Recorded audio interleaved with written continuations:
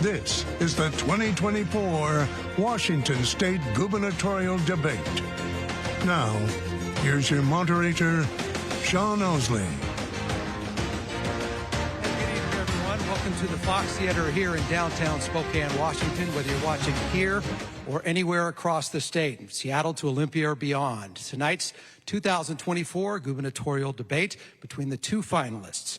Rules agreed on of this debate by both candidates and their campaigns. Each question will have a 90-second response, a 60-second response, and a 30-second rebuttal. Joining me tonight to ask the questions on our debate panel from NonStop local KHQ morning anchor, Kalae Chock.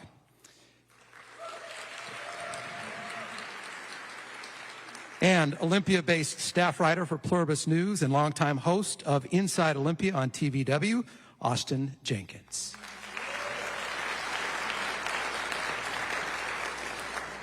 Before we meet the candidates here on stage for this live one-hour debate, some history, the backgrounds of both candidates. How did we get to this night?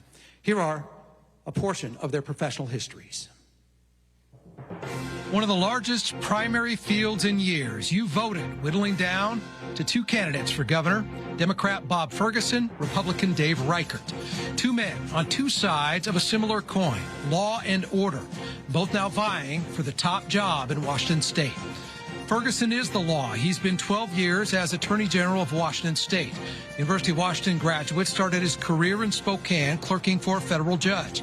From there, he joined a Seattle law firm and then moved into politics in 2003, a member of King County's City Council. In 2012, Ferguson was elected to the Washington State Attorney General's office, the 18th. And has been there for the past 12 years. If Ferguson is the law, Reichert is the order. A former King County Sheriff's deputy, Reichert was a Concordia Lutheran College graduate, played football for the Cavaliers. Reichert played a critical role in the task force in the search for Gary Ridgway, the Green River serial killer. He was elected sheriff just before Ridgway's arrest. As Ferguson was getting into politics, Reichert was entering the national stage. In 2004, he was elected to Congress and spent the next 15 years serving in the U.S. House of Representatives. Now both have their eyes squarely set on a job held by Governor Jay Inslee for the past 12 years, the governor's seat. Two candidates, one office to lead Washington State. Welcome to the NonStop local gubernatorial debate. That is the background on the two finalists to become Washington State's next governor. Let's welcome the candidates to the stage. Current Attorney General Bob Ferguson, former Congressman Dave Reichert.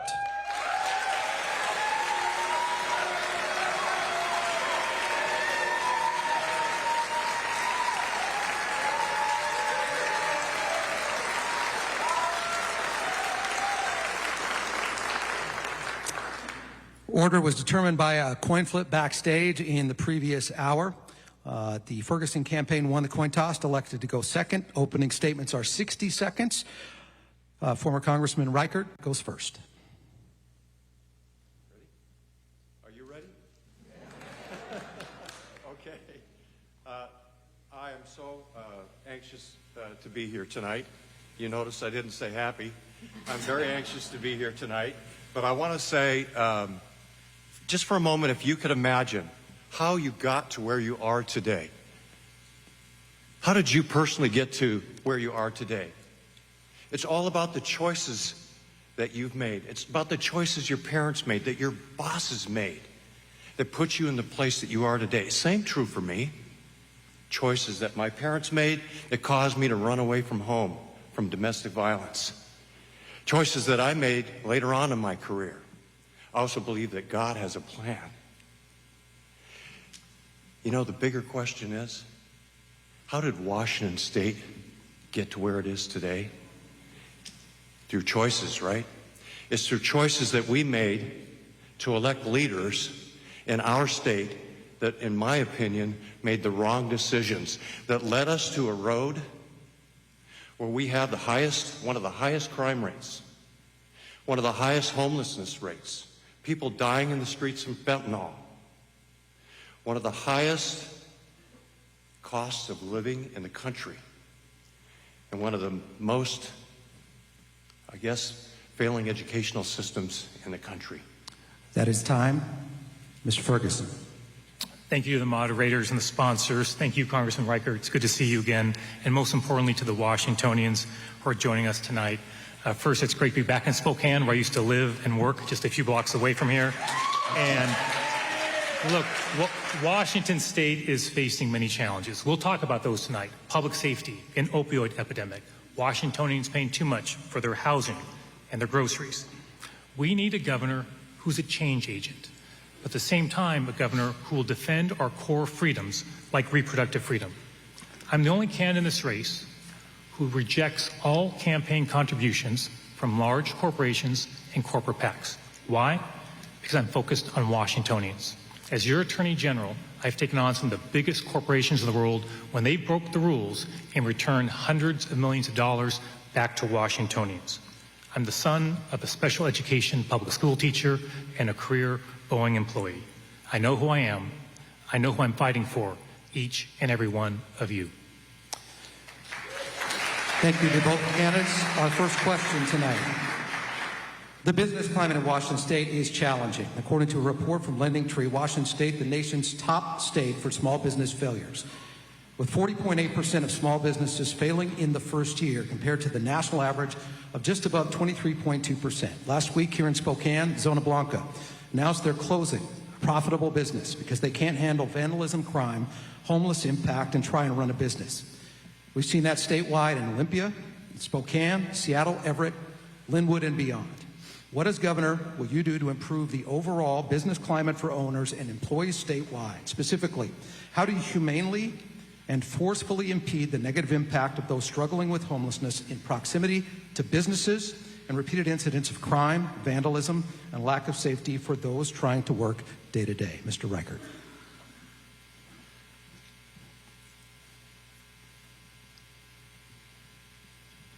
Well, I think it's obvious. Crime is out of control. And why is that? We don't hold people accountable. We don't hold people responsible. There's no consequences when people commit crime. Part of the problem is we've legalized drugs.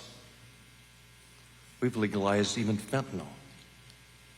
We have people laying in the streets, in the doorways of our businesses. That's why people are leaving. There's a business here in Spokane that just shut its doors, a popular restaurant, having been open here 20 years. They just shut down. They just closed their doors. Why? Because they had aluminum foil from drug use blowing into their store as customers walked into their store to have dinner. What we're going to do is we're going to enforce the law. And people smile when I say that. That's obvious, but we're not allowing cops to enforce the law. We have to enforce the law. We have to support our police officers. We have to elect officials that support our police officers. We have to make sure, yes, that our police officers are held accountable and to the policies and laws of Washington State. But we also have to make sure that when they make a life and death decision, that the Attorney General's office is not going to come after them and sue them or charge them with a crime. Mr. Ferguson.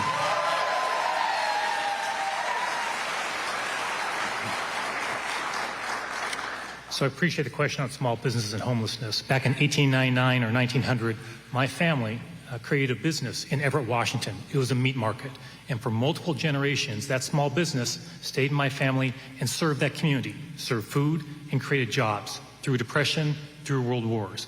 So I care a great deal about making sure we grow our small businesses. Part of your question goes to homelessness. A key question here is the contrast in our respective plans. In contrast to my plan, Congressman Reichert has literally proposed repeatedly to send homeless individuals to McNeil Island, which is where we keep our sexually violent predators. How do I know that? Because my team sends them to McNeil Island. That is a very unserious proposal for a very serious challenge. My team took on the biggest pharmaceutical companies in the world and held them accountable for fueling the opioid epidemic by not playing by the rules in pursuit of profits.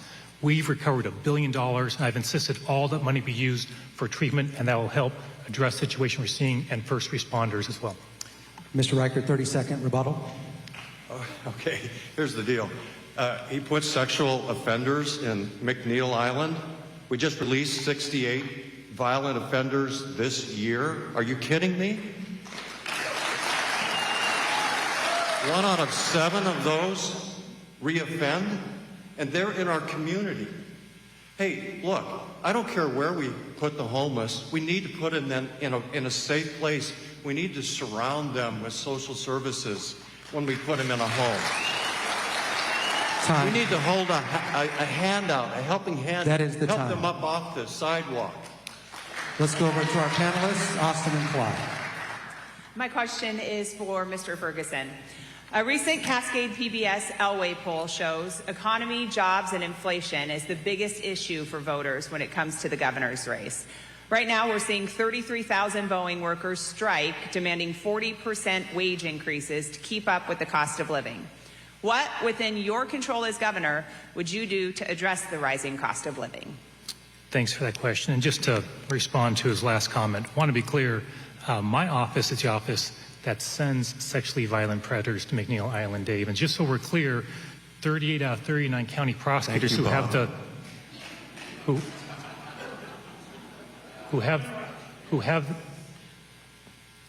the authority to prosecute those cases specifically send them to my office. There's a reason why majority prosecutors endorse my campaign, but even the Republican prosecutors who endorse you send the cases regarding sexually violent predators to me and my team. Why? Because they know we'll prosecute those cases to the fullest extent of the law. And look, on the question of the economy, I'm glad you're asking about this because this gets directly to a huge issue of the rising costs that we're facing from housing to groceries. As Attorney General, we've taken on entities that are engaging in price fixing. We returned recently more than $40 million to Washingtonians because tuna companies and chicken companies engaged in price fixing. I recovered those dollars, and what did we do with it? Sent it right back to the pocketbooks of Washingtonians all across our state. So we need... The other piece of this will be housing.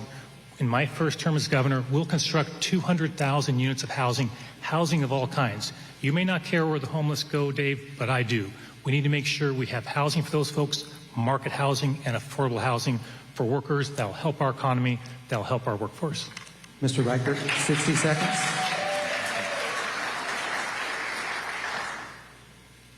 Well, the reason that local prosecutors send cases to the Attorney General's office is that they have now 800 lawyers employed instead of 400 when Bob first started his tenure in the Attorney General's office.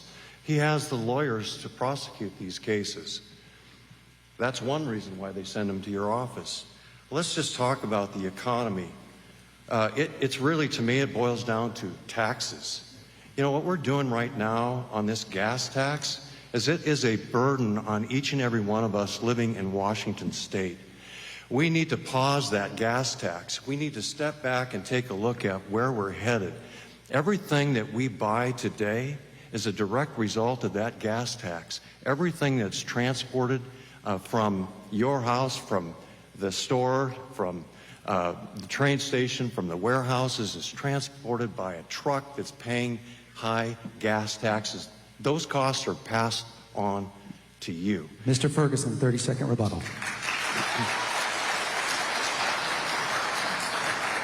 The Tri-City Herald once wrote an editorial about the way I run my office, and they said Ferguson runs his office like a business. We're actually a revenue generator for the state of Washington. That's what that legal team is doing, Dave. And when it comes to the economy, as we transition to a clean energy economy, I visited East Wenatchee and went to an apprenticeship training program. Hundreds of workers across our state being trained there for a clean energy economy. That's how we can help get great jobs for workers all across our state. We'll invest in more trainings just like that. Mr. Reichert, public education is inextricably linked to the economy and the future of this state. It's also the state's paramount duty. Washington's superintendent of public instruction says the state is underfunding public schools to the tune of about $4 billion a year. That's billion with a B. If elected governor, how would you balance the constitutional demand to fully fund public schools, including special education, with other high priority demands for state spending like human services and higher education? Well, as we know, special education has not been fully funded for years. I know there's been attempts to do that. and that is one of my #1 priorities, is to make sure that special education gets fully funded.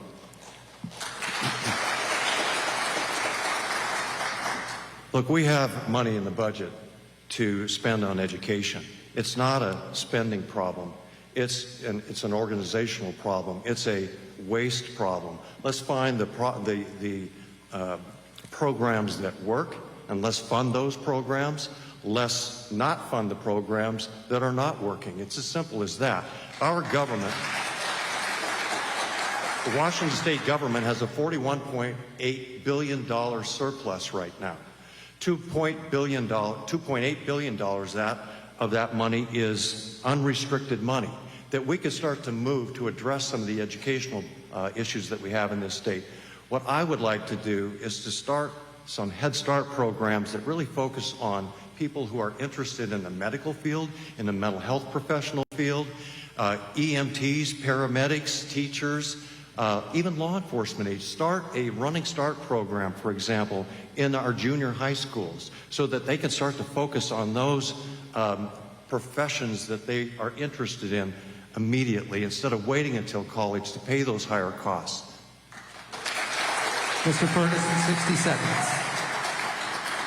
So the percentage of our budget going to K through 12 education has actually gone down in recent years. As governor, I'll change that. As a son of a school teacher, I know how important that is.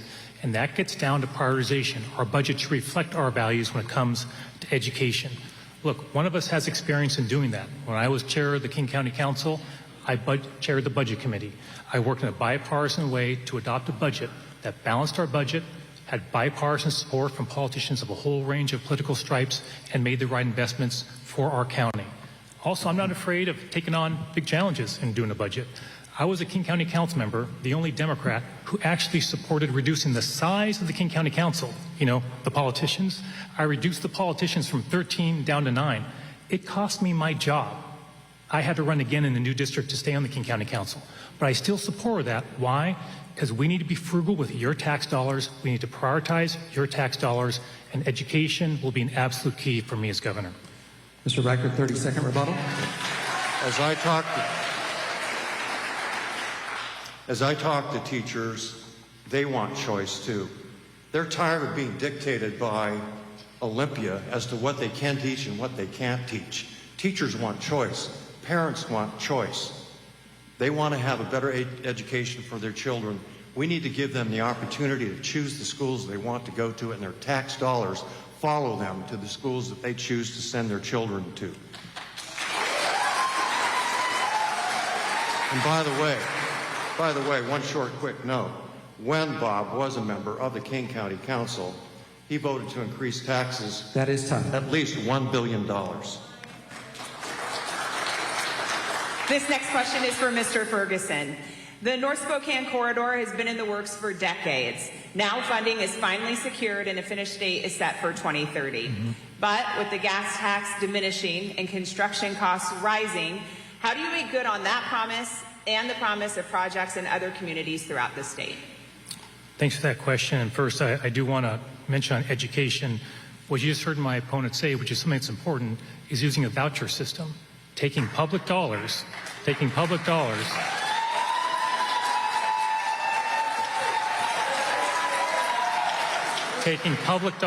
away from our public education system and sending those public tax dollars to unaccountable private schools. That makes our budget problem much worse when it comes to funding our public schools. Now, on the North-South Freeway and, frankly, other key projects, right? Palouse to Cooley City, freight rail, right? The US 12 project down in the southeastern corner of the state. These are all key projects. On the other side of the mountains, right? The Columbia River crossing, all key projects. We have to continue moving forward on making sure we're making the investments in our infrastructure. Why? It's good for our economy. It's good for farmers and growers to move their goods across the state and internationally as well. So as a governor, you need a governor who can actually put those budgets together and do that in a thoughtful way. You're exactly right that gas tax revenue will be decreasing as we electrify more vehicles. So look, all options are going to have to be on the table for whoever the next governor is. But one thing I can assure you is I'll work in a bipartisan fashion, because guess what? Republicans and Democrats care a great deal about making sure exactly those kind of projects on both sides of the mountains are completed on time. Mr. Reichert, 60 seconds. Well, he is right, as I said earlier. You do have a choice in who your leader is. And as I pointed out earlier in my opening comments, we've made some bad choices. This time we have an opportunity to make the right choice. By the way, we don't need to tax people out of their jobs and out of their homes. What we need to do is shift taxes. Maybe we should think about shifting the license plates tabs and the license taxes, auto taxes, maybe taxes on cars. We can shift those over to the transportation budget and help pay for repairing our roads and fixing the ferry system and finishing the highway here in Spokane that we've been waiting for years. You know, the Seattle Times has made a comment, just to get back to education quickly, that they actually support charter schools too. They see them as successful. People have noticed that across the country. The charter schools do have a success. I think competition is good. That is time, Mr. Ferguson. 30-second rebuttal. And one thing I want to highlight is that you didn't mention this project, but I referred to earlier, that Palouse to Cooley City, right? That is rail for wheat growers. That's rail for farmers to move those goods. So the way I would view this as a governor, that's not some line on a budget, right? That is a project that's having an impact on businesses and our economy all across the state. So as a governor, you need to make sure you're seeing the people behind that and the business behind that and making our investment decisions. That's why we'll fund those programs. And to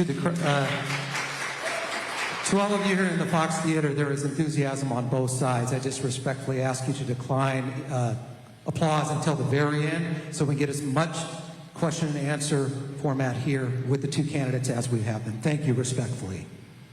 Austin.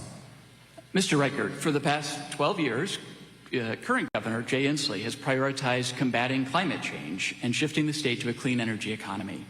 Besides the Climate Commitment Act, which is on the ballot this year, Inslee and legislative Democrats have enacted several other climate policies. They include a plan to phase out the sale of new gas-powered cars and a shift to 100% clean electricity. As governor, what priority would you put on reducing Washington's carbon emissions and transitioning away from fossil fuels?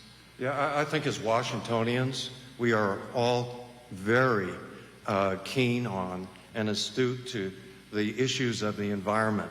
We all want to make sure that Washington stays clean, green, and pristine. That's what I worked hard to do in Congress. I added 20,000 acres to Alpine Lakes Wilderness. I supported Wild Sky. I initiated the legislation that led to the Mountains to Sound Greenway. Those were all things that I worked on in Congress to keep Washington green, clean, and pristine. I am a person who looks at all of the above energy. As we move forward, we need to move ourselves off of fossil fuel. Yes, we do. But we've got to transition into that. We can't put a pre-designated date on when we're going to change things and then expect things just to work. That's when things fall apart. We've got to have a plan. We've got to look into the future and figure out, you know what, we're going to go forward, but we've got to make sure that we don't hurt the people of Washington State along the way. Mr. Ferguson, 60 seconds. So Dave has a history in this campaign of saying one thing when he's before an audience like this and something very different when he thinks he's speaking behind closed doors. Dave, you were caught on audio denying that humans contribute to climate change. If you don't believe me, go to ReichertRevealed.com. It's actual audio. So here you sound very reasonable, but when you're behind closed doors, it's very different. Look, we need a governor who actually understands and believes the science behind climate. That helps us with the right kind of investments. Look, in the Tri-Cities, Atlas Agro, this huge business is coming to the Tri-Cities. It's a massive project, hundreds and hundreds of jobs, clean fertilizer. That's the kind of investments we can make as a state. Not only is that good for clean air, not only is that good for clean water, it's also good for jobs. It's good for our economy.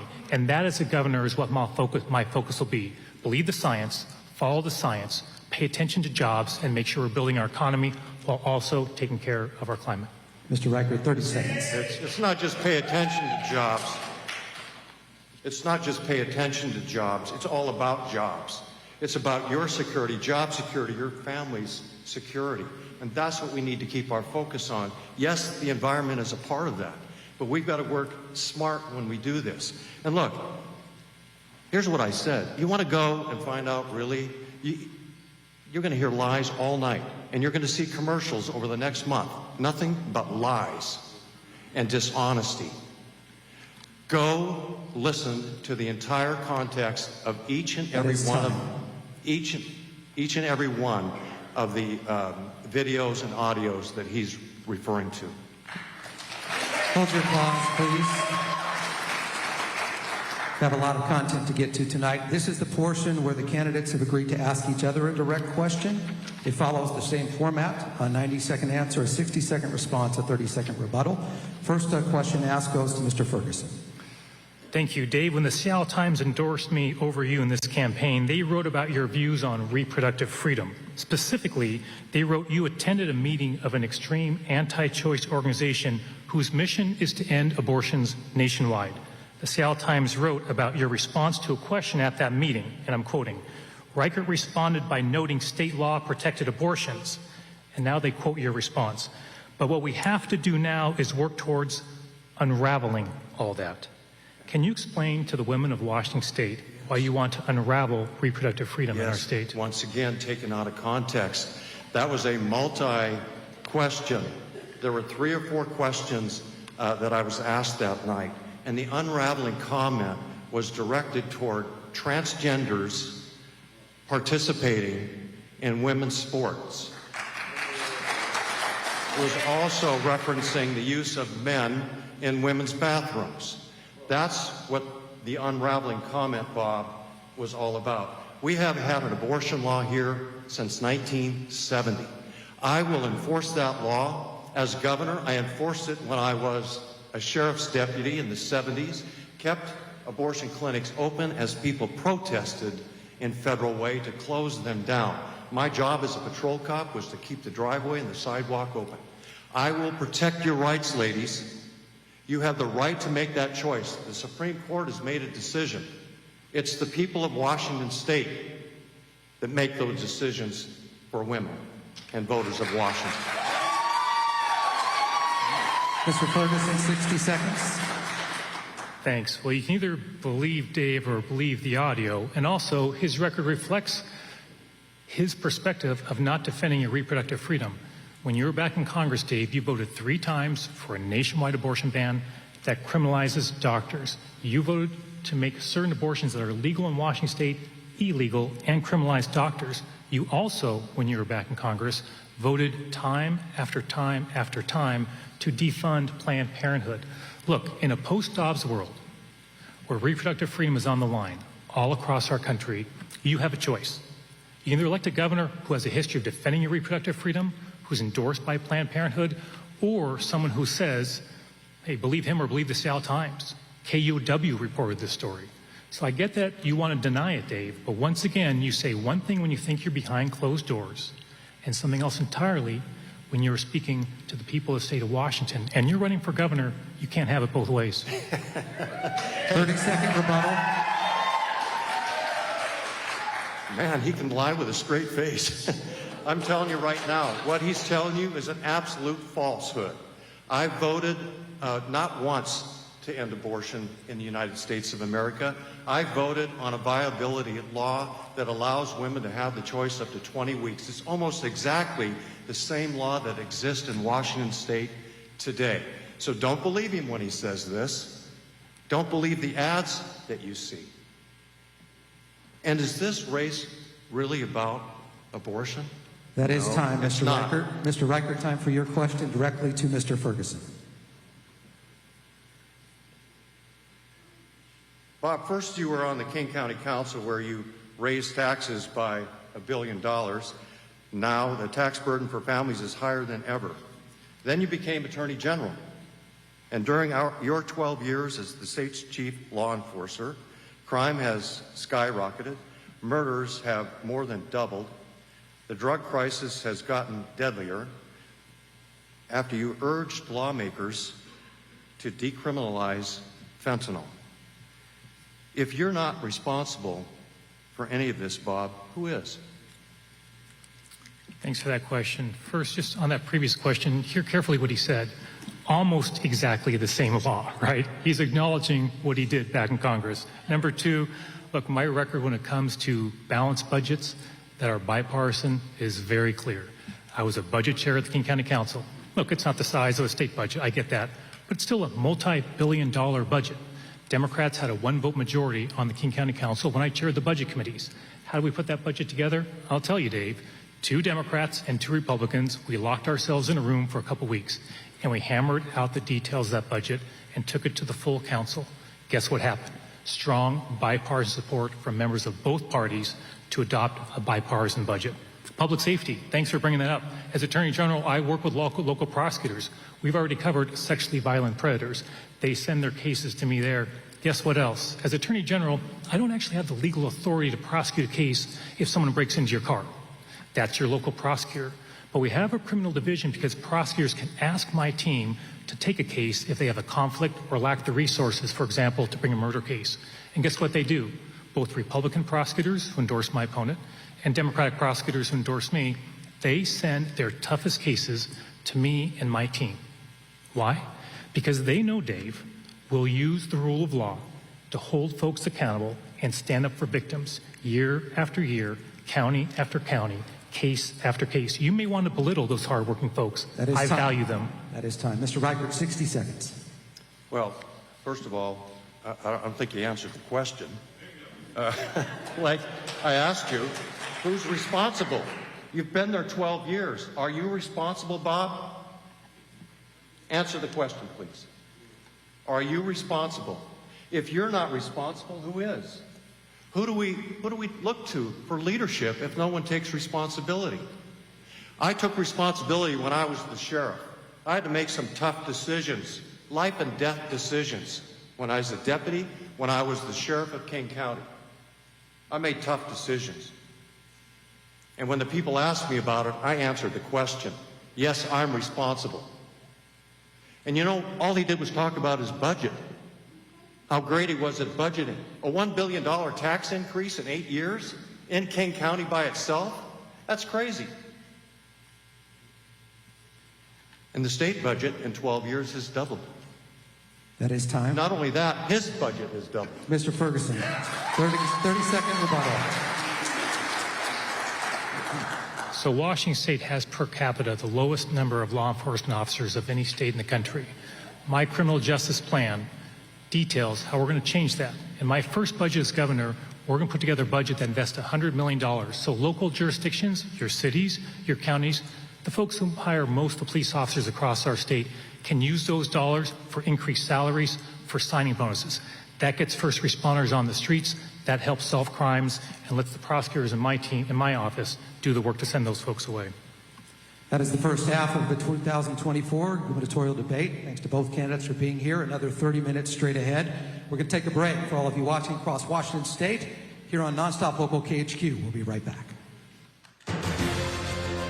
You're watching the 2024 Washington State gubernatorial debate between candidates Bob Ferguson and Dave Reichert. We'll be right back.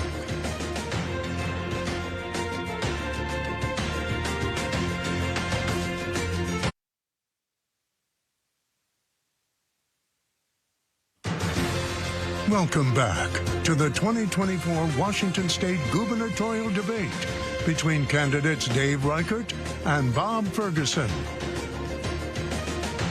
Welcome back to the Fox Theater in downtown Spokane. Joining us from wherever you are across the state, the 2024 gubernatorial debate. I'm Sean Owsley with NonStop Local KHQ, also sponsored by the Association of Washington Business and Greater Spokane Incorporated. This next question submitted by an AWB member. A reminder, the format modification to the candidates for responses on this and the next business submitted question, 60 seconds each to respond on this, so it is a change which was agreed to. The question comes from John Chiarella of Darrigan Incorporated.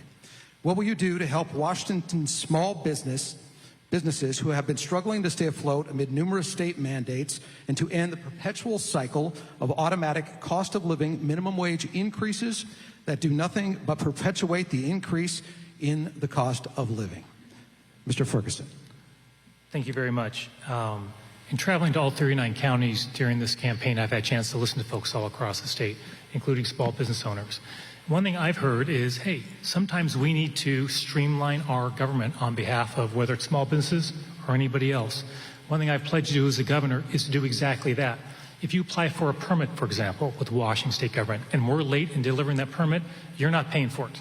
We're not going to make you go to different places to get that permit. Streamline it, one-stop shopping.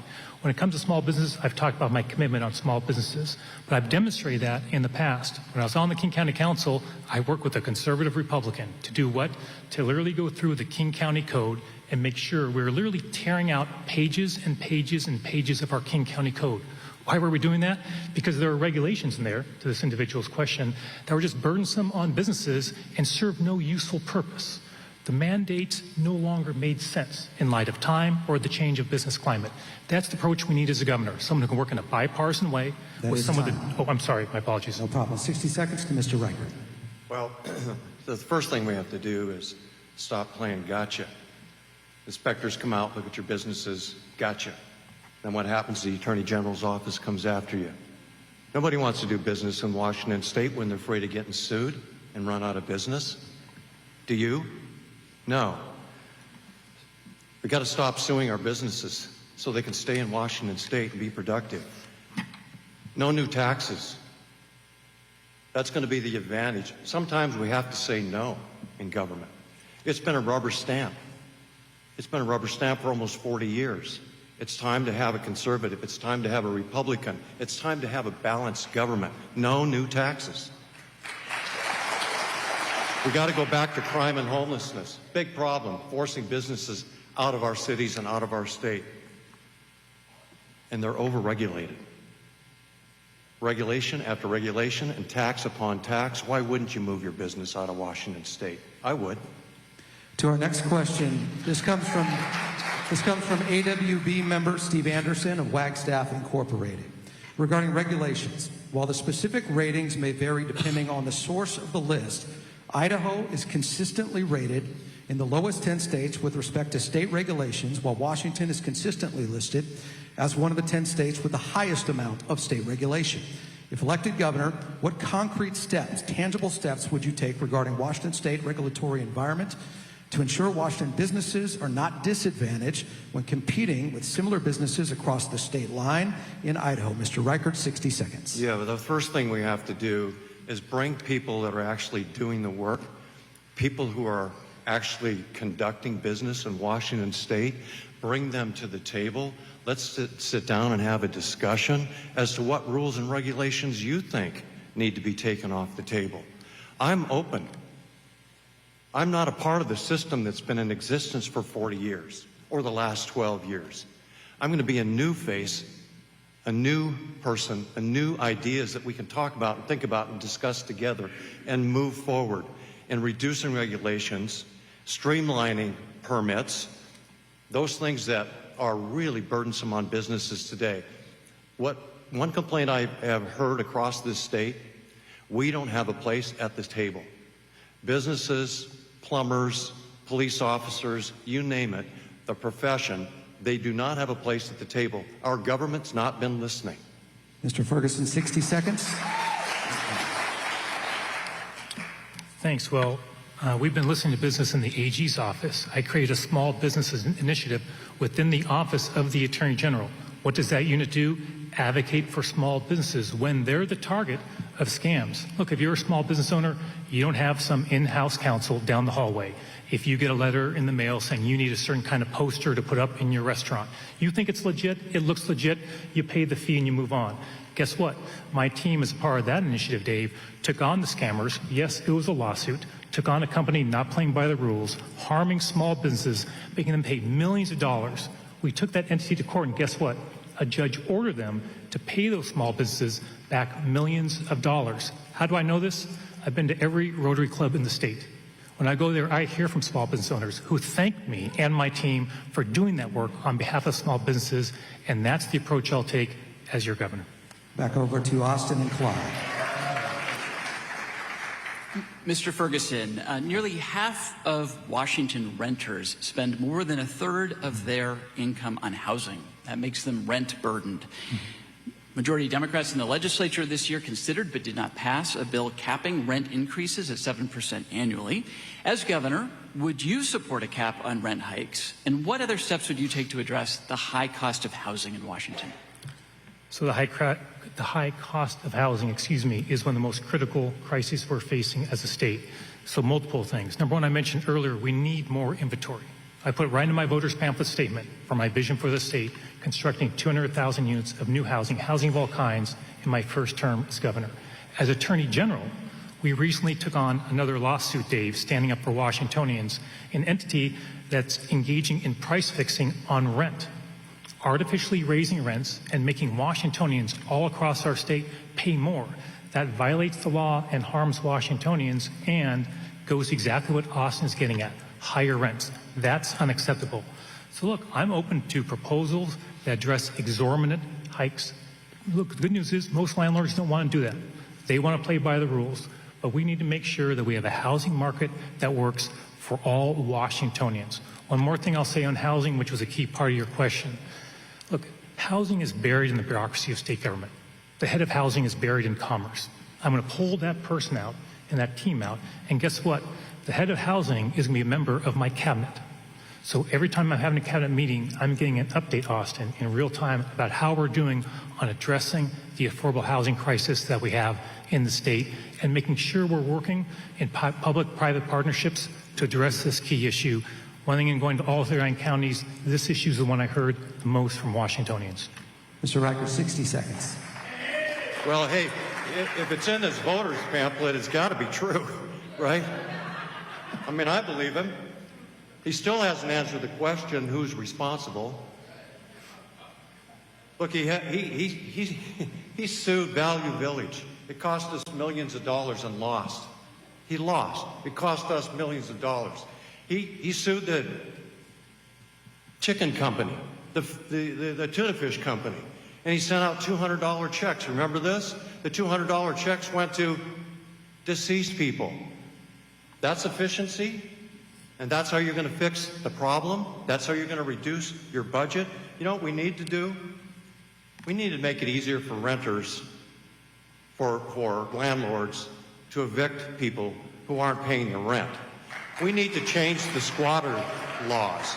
People need to, they shouldn't be allowed to move into someone's house and just squat there.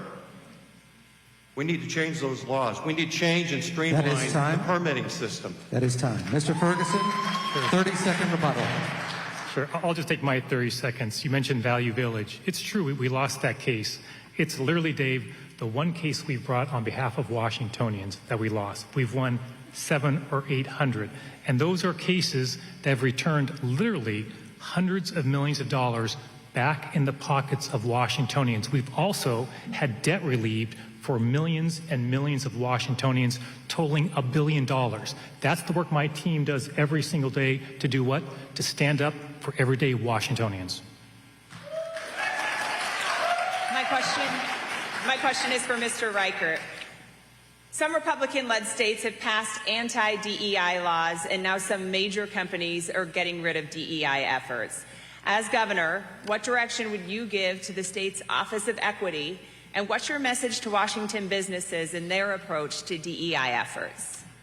Well, I really am struggling with this because I really think that we all need to treat each other with respect and dignity.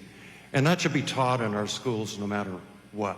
Do we really need a curriculum to teach people how to relate to each other, be kind to each other, respect each other, no matter of color, race, creed, or religion? I don't think we do in America.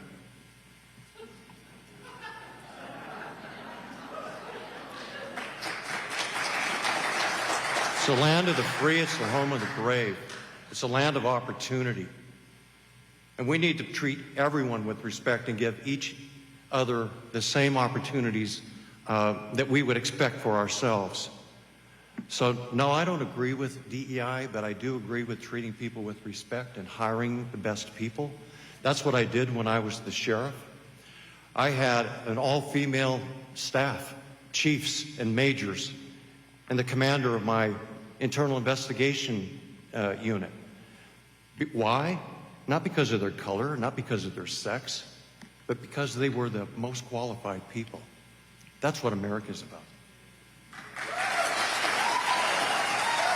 Mr. Ferguson, 60 seconds. Thanks. One of our great strengths as a state, of course, is our diversity. And as a governor, that's something that I will defend. You mentioned words, Dave, about treating everybody with dignity and respect. And I just can't help but point out that, once again, on audio, in a meeting in which you were behind closed doors, but now you can listen to on ReichertRevealed.com, you expressed your opposition to marriage equality. You said marriage is only between a man and a woman. And I'm sorry, but that stings for our LGBTQ Washingtonians. And I want those individuals to know that they have a choice of a governor who supports their freedom to marry the person they love, just like I could marry my wife, Colleen. I defend that freedom. Dave, you oppose it. 30 seconds, Mr. Reichert. Well, no, I don't oppose it. That's another lie. I happen to believe that marriage is between a man and a woman. That's my faith. But that doesn't mean I'm going to impose that on the people of Washington State. You have the right to choose who you love. You have that right. And I'm not going to stand in the way. I'm not going to impose my religion on you. But where was Bob when we talk about DEI, when we talk about equality? Where was Bob when the ugly head of anti-Semitism raised up on the university campuses here in Washington State? Where was Bob? Where was Bob's voice? You didn't hear a peep out of Bob. That is your time. Back to the panel, please. Mr. Ferguson. I'm telling the truth. Mr. Ferguson, a question about the state's tax system. In 2019, the state legislature established a bipartisan legislative tax structure work group to recommend ways to make Washington's tax system more fair and stable. Last year, the work group delivered 2 proposals to the legislature, including a recommendation that the state replace the business and occupation tax on gross receipts with a margin tax. What is your view of the fairness of Washington's current tax system for individuals and for businesses? And what, if any, changes to that system would you support as governor? Yeah, our system in Washington State is very regressive. I think we currently rank 48th or 49th in terms of having the most regressive tax systems in the country. What does that mean if you're listening at home? That means if you're a low income or moderate income or middle class person, you are paying a greater percentage of taxes than someone who's very wealthy. And so that is something that the state needs to be thinking about and addressing. Look, I supported a capital gains tax. The investments from a couple thousand households of the most wealthy Washingtonians is used to help out our schools, school construction, childcare, critical programs for all Washingtonians. So from my standpoint, when it comes to a tax system, this needs to be done the same way I did as a King County Council member, working across the aisle, sitting down with members of both parties, and making sure we have a system that works for all Washingtonians, but with the key focus on middle-class families, lower-income families. I'll give you an example. We should be investing more in the Working Families Tax Credit so you pay less in taxes. That's a great program the state has, but guess what? We need to invest more in that program to assist Washingtonians all across our state. So that's my approach as governor, making sure that businesses pay less, middle-class families pay less, and making sure we do a balanced budget that provides for all Washingtonians. Mr. Reichert, 60 seconds. I agree with Bob on this issue. We do need to make sure that small businesses pay less and that families, hardworking families, middle-income families, pay less taxes. But then why would you support a gas tax of 50 cents a gallon that's so burdensome on those middle-income families and those businesses? Why would you support a piece of legislation that says that truck drivers are exempt, farmers are exempt, but yet there's no mechanism within the law that allows that to happen? Farmers and truck drivers have to pay that gas tax, which then raises the price of everything that you pay. What about the long-term care tax? We should have a choice as to whether or not we want to participate in that. The benefit there is minimal, to say the least. That is if you want to participate, do it. Mr. Ferguson, 30-second rebuttal. If I can add one thing, we haven't touched on the issue of child care, which is critically important for all Washingtonians. There's a real crisis there where too many Washingtonians pay a huge percentage of their income on childcare. That hurts our economy. That hurts small businesses. Look, we have a Fair Starts for Kids Act here in Washington State.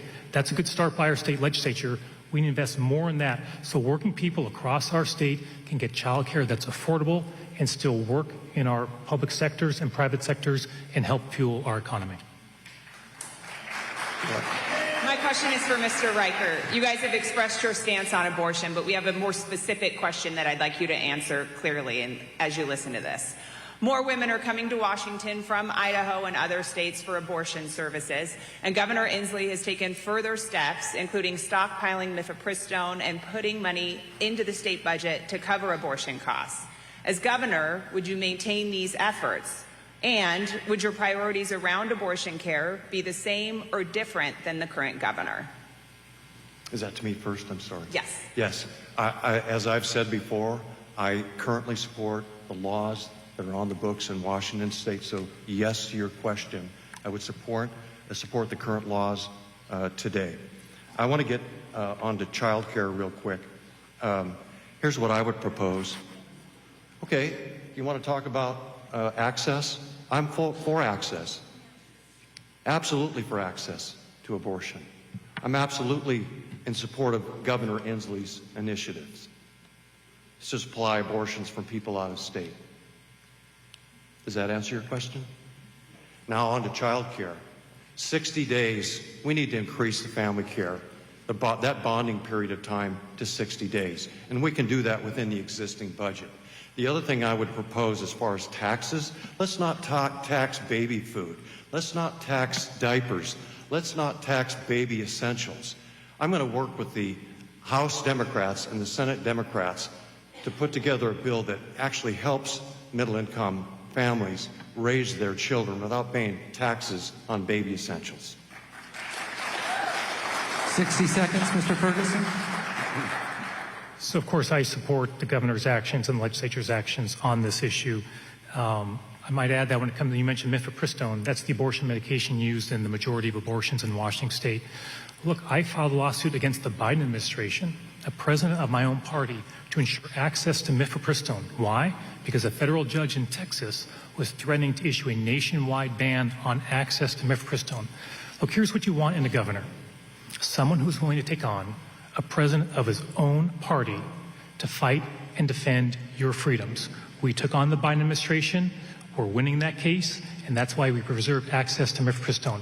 So you can either choose someone who's voted for nationwide abortion bans, someone who's voted to defund Planned Parenthood, or you can vote for a fighter and someone who's unafraid to even take on a president of his own party to defend your freedoms. 30 seconds, Mr. Reichert. Well, this is an area where Bob and I agree. I don't have anything more to say.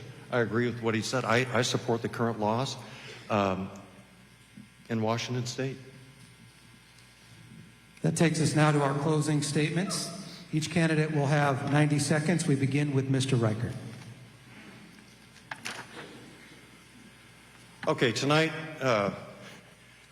Bob is asking you to believe that he will change the way he's done business for the last 12 years. That's not going to happen. We know that. It's not going to change. He says he's the change agent. That's not going to happen. I am asking you to believe that together we can make change in Washington State. A Democrat House, a Democrat Senate, working together with, yes, a Republican governor, balanced government. We can do this together. That's the change agent. That's the change agent. A balanced government in Washington State, mind-blowing. Right?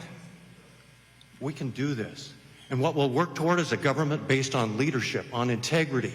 Imagine an honest government, a government based on servanthood, and on a team that's built on servanthood and integrity. I want to work with you to build that kind of government. We can lead the country. We can show the country what it means for a divided state like Washington State to come together, to fix what's broken, change what's wrong, and do what's right.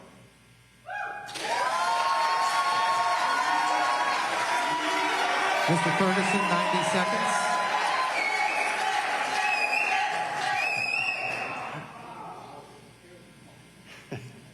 So you've had a chance to hear two very different visions for the future of the state of Washington. Reproductive freedom. He opposed it. I support it. Dave, you went back to Congress. And voted dozens of times to repeal the Affordable Care Act. If you're someone watching with a pre-existing condition, he was going to take away your protections for that pre-existing condition. He was going to jack up your prescription drug prices if you're a senior. I was proud to defend the Affordable Care Act when that case went to court. Look, I have never been satisfied with the status quo.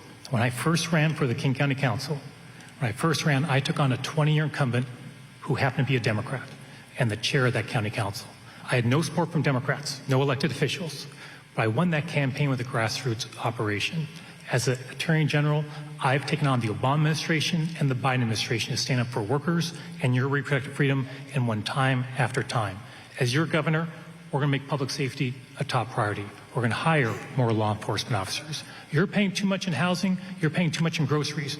We're going to change that when I'm your governor. We're going to invest in more apprenticeship and workforce training. My family's been in the state for 5 generations.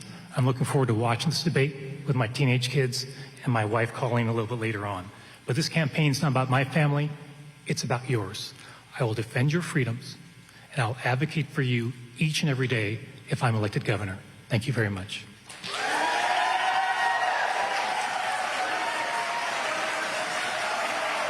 And that'll do it for the 2024 gubernatorial debate. I want to thank Attorney General Bob Ferguson, Congressman Dave Reichert, Kalae, Chock, and Austin Jenkins, the enthusiastic crowd here at the Fox Theater in Spokane.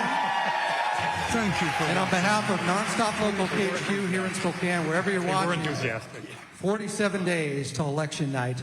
Hopefully this is a more informed vote after this 60 minutes. Have a good night.